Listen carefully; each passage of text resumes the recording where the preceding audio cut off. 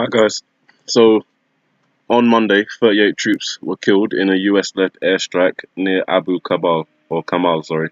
US anti-ISIS coalition jets are reported by Syrian military sources to have attacked Syrian military jet units at Al-Hari near the strategic town of Abu Kamal on the eastern border with Iraq early Monday. At least 38 Syrian troops are reported killed. That number has actually increased to 52. The US-led coalition spokesman denied any airstrikes in that part of Syria. Other sources report that the dead soldiers belong to Hezbollah or the pro-Iranian Shiite militias. In recent days, Damascus is pushing allegations of US collaboration with ISIS forces in eastern Syria as part of the Russian-Syrian propaganda campaign to force American forces to leave eastern Syria. However, it wasn't America. A US official has blamed Israel for the strike on the Syrian-Iraqi border, which killed the 52 Syrian army members. So Netanyahu said on Sunday, this was obviously the day before, we will take action and are already taking action against the attempted military entrenchment of Iran and its proxies, both close to the border and deep within Syria. Israel, not the US, was responsible for a strike on Syrian regime-linked positions near the Iraqi border, a US official told CNN on Monday. Earlier, Syrian state media said that US-led coalition aircraft had bombed the position, causing deaths and injuries, which I guess you could say is technically true, depending on how you see whether the US is leading Israel or Israel is leading the US. I know how I view it myself. Asked about the reported airstrikes, an Israeli military spokesperson said, "We do not comment on foreign reports." So after that, Turkey and the US kind of joined forces in terms of patrolling near Syria's Manbij. I don't know if I said that right, Manbij. Turkish and US soldiers began patrols in northern Syria on Monday along the line between the town of Manbij and neighboring region under Turkey's control, as part of a deal reached by the two countries, the Turkish military said. In a statement released on its Twitter account, the military said the patrols were being conducted independent of each other along the line between Manbij and the area of which Turkey seized control in its Euphrates Shield operation. And it always seems to come back to the Euphrates, and obviously that's very significant biblically because that's where the armies of the east are going to cross over when it dries up, and all it takes to dry up is a dam, which there is one already installed along the Euphrates. Obviously, if control is lost, then whoever takes control of that dam can then, plug up the waters and dry up the Euphrates, and there you go. You've got biblical prophecy coming true. When that happens, I don't know, but it will happen sometime in the future. So while all this is happening, a massive Syrian army enters southern Syria, and this is the second massive convoy that has entered Syria in anticipation of this major offensive that's going to be taking place in southern Syria in probably the next few days. Another massive convoy of Syrian Arab army reinforcements entered the Dara government for their upcoming offensive. As shown in the video below, a large number of vehicles, tanks and artillery, I'm just going to play it one sec. As shown in the video below, a large number of vehicles, tanks and artillery field guns were transported to the southern province of Dara as the Syrian military prepares to kick off their long-awaited offensive. According to a military source, the Syrian army is expected to kick off this long-awaited offensive in the next 3 to 5 days. Today is the 19th of June, so that would make 3 to 5 days, well, within that kind of time period. So basically this week, before Sunday, is when they plan to launch this offensive. The source added that if the offensive is postponed, it will likely be due to ongoing negotiations between the Russian, US and Israeli governments. So there you have it. While it is possible for them to kick off in the next 3 to 5 days, making this large offensive that we've been looking for in the Middle East taking place this week, it's possible it could be postponed, but no one really knows at the moment whether that's going to be possible or even likely. But Syrian rebels are warning the Syrian army, Assad basically, that if it does attack, there will be volcanoes of fire. And obviously I find that terminology interesting, considering the interest and the time we've spent looking at volcanoes and the potential for things to escalate out of them. Syrian government forces and their Iran-backed allies will face volcanoes of fire if they launch a threatened offensive in the opposition-held southwest, a rebel commander told Reuters on Tuesday. Syria's southwest has come into focus since President Bashar al-Assad and his allies crushed the last remaining rebel pockets near Damascus and Homs.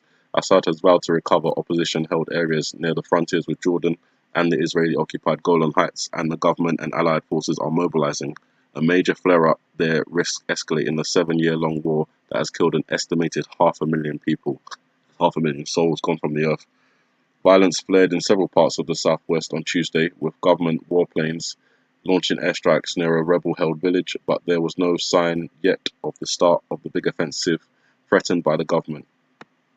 So just this map that they've got is syria.liveuamap.com.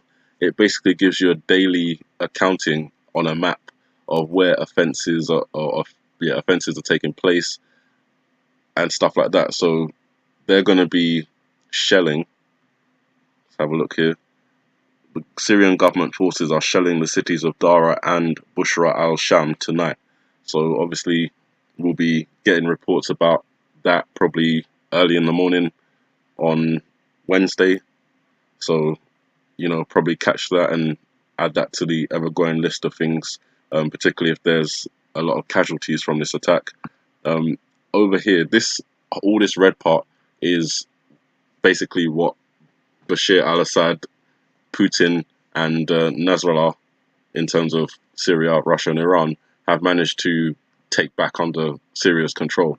So all of this in red is what they control. Over here in blue is the Golan Heights, which Israel is currently occupying. In the green, we have rebels like FSA, radical groups like that. And in this little grey part is like Turkish troops stationed there. And obviously they've joined with the US to do some patrols in Manbij, if that's how you say it. I don't think it is, but that's the best I can do at the moment.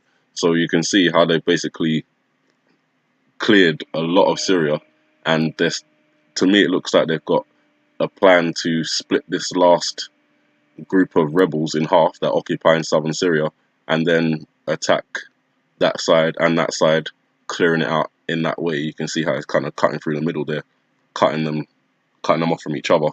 But over here, this is where the Golan Heights, where Israel is currently occupying, meets the border of Syria here.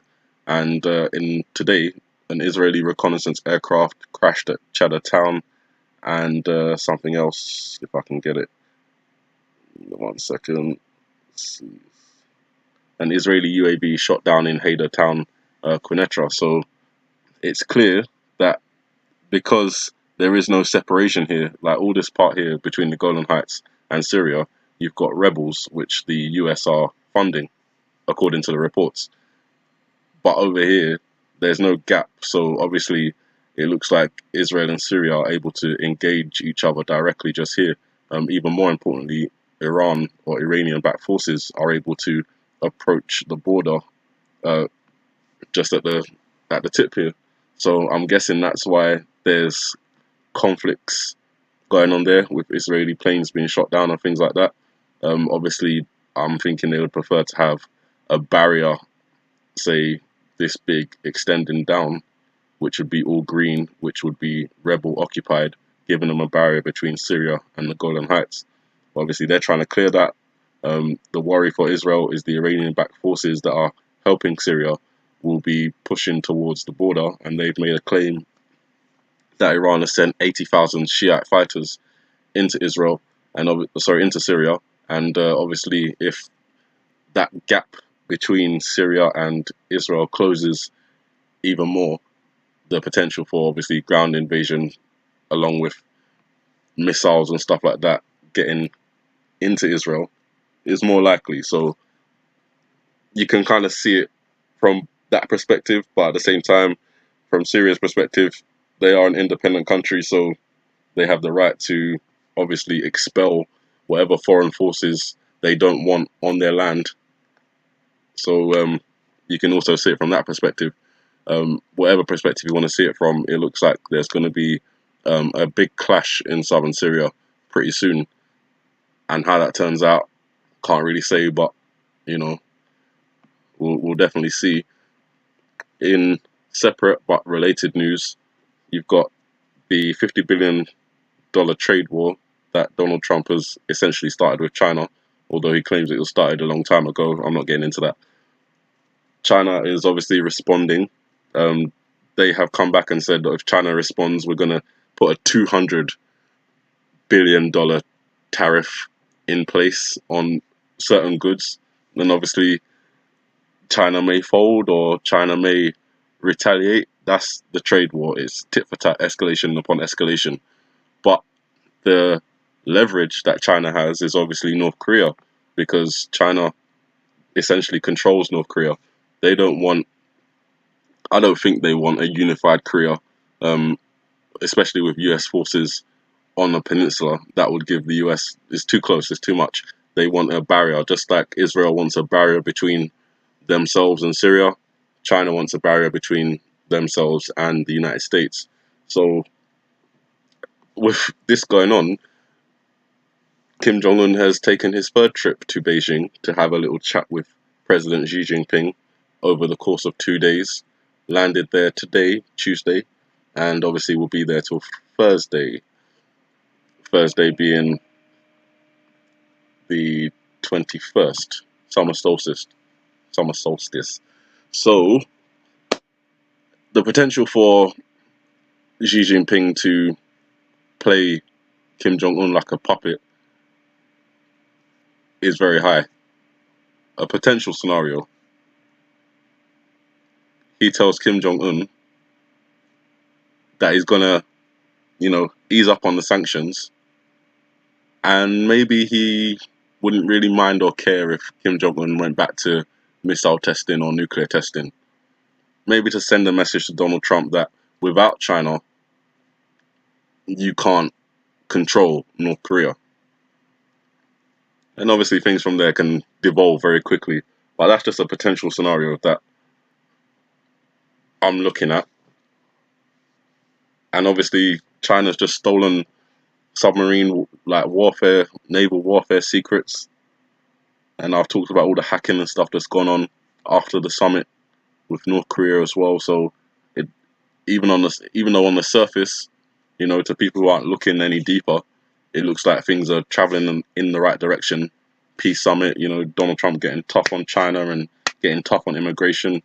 By the way, the policy I absolutely hate. I don't think a nation of immigrants, any nation of immigrants, can really turn around and reject other immigrants. There's better ways. There's better ways of dealing with this. I don't like it at all, and I'm not ashamed to voice my opinions on that one. But that's pretty much the end of my video. Just wanted to bring those things to your attention. The small escalations going on in Syria and how that's leading to the next 3 to 5 days where we could potentially see this long-awaited offensive in Southern Syria, depending on whether things are postponed due to ongoing negotiations between the various factions involved in this war. But, considering each side hasn't really changed their position on what they want, it doesn't look like there's going to be much room for negotiation. So, you guys have a good morning, good afternoon, good evening, and God bless.